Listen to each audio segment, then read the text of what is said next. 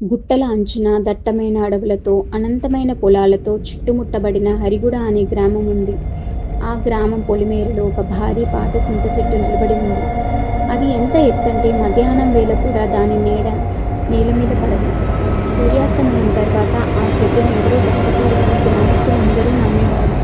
పెద్దలు ఎప్పుడూ దానికి కారణం చెప్పేవారు కాదు. వారు చెప్పేది ఒకటే: ఆ చెట్టు మిమ్మల్ని చూస్తుంది, కానీ ఉత్సుకత అనేది ప్రమాదకరమైన విషయం.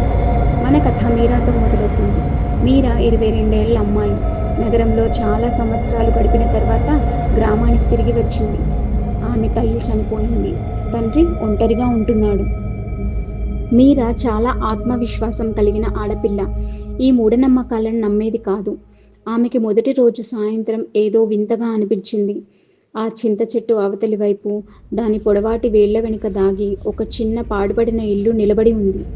దాని కిటికీలు పగిలిపోయి, పైకప్పు సగం కూలిపోయి, తలుపు సగం తెరుచుకొని లోపలికి ఎవరినో ఆహ్వానిస్తున్నట్లుగా ఉంది.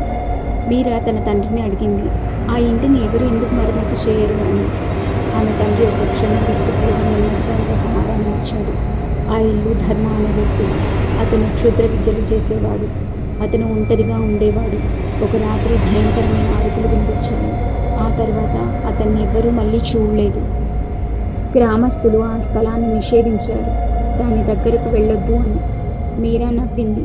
అయ్యో నాన్న, ప్రజలు ఎప్పుడూ అదృశ్యమవుతూనే ఉంటారు. అక్కడ దయ్యం ఉంటుందని మీరు అనుకుంటున్నారా? ఆమె తండ్రి నవ్వలేదు. రాత్రిపూట అతని పేరు గట్టిగా పలకకు అన్నాడు గంభీరంగా.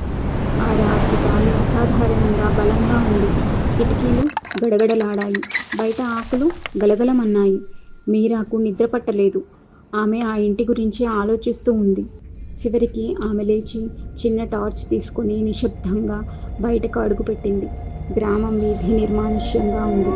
కుక్కలు నక్కల్లాగా ఊళలు పెడుతున్నాయి. ఆమె చింత చెట్టు దగ్గరకు చేరుకున్నప్పుడు ఆమెకు ఏదో వింత విషయం కనిపించింది. ఆ వేళ్ళు కదులుతున్నాయి. గాలితో కాదు, కానీ అవి ఊపిరి తీసుకున్నట్లుగా. ఆమె స్తంభించిపోయింది. ఆమె గుండె వేగంగా కొట్టుకుంటుంది. కానీ ఉత్సుకత ఆమెను దగ్గరకు లాగింది. లోపలి గాలిలో పాత ధూపం మరియు కుళ్ళిన కలపవాసన వచ్చింది. అక్కడ ఒక టేబుల్ ఉంది. దానిపై దుమ్ము పట్టిన ఒక నోట్బుక్ పడి ఉంది.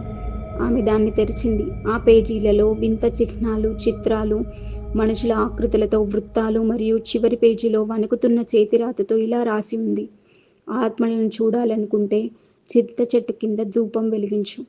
మీరా కనుబొమ్మలు ముడివేసింది. ఎవరో అల్లరి చేస్తున్నారని ఆమె అనుకుంది. ఆమె నోట్బుక్ను మూసేస్తున్నంతలో ఆమెకు గుసగుసలు వినిపించాయి. బయట నుంచి కాదు, ఇంటి లోపల నుండి. మీరా అని పిలిచినట్టు. ఉలిక్కిపడింది. ఆమె శరీరం చల్లబడింది. ఆమె టార్చ్ వెలిగిస్తూ చుట్టూ చూసింది. అకస్మాత్తుగా తలుపులు టక్కున మూసుకుపోయింది. ఆమె అరిచి దానివైపు పరిగెత్తింది. కానీ ఎవరో బయట నుంచి నెడుతున్నట్లు అనిపించింది ఆమెను లోపల బంధించడానికి. మీరా వేగంగా ఊపిరి పీల్చుకుంటుంది.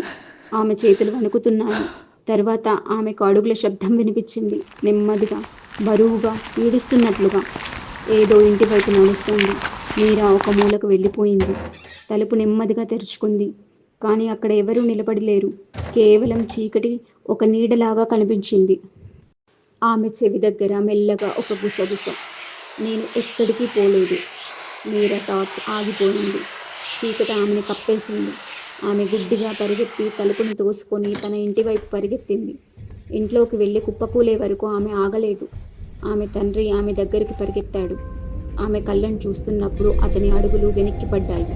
ఎందుకంటే మీరా కళ్ళు ఇకపై ఆమె కళ్ళు కావు. అవి పూర్తిగా నల్లగా ఉన్నాయి. ఏదో ఒకటి, ఎవరో ఒకరు ఆమె లోపల ఉన్నట్లుగా. ఆ రాత్రి నుండి మీరా ఎక్కువగా మాట్లాడలేదు.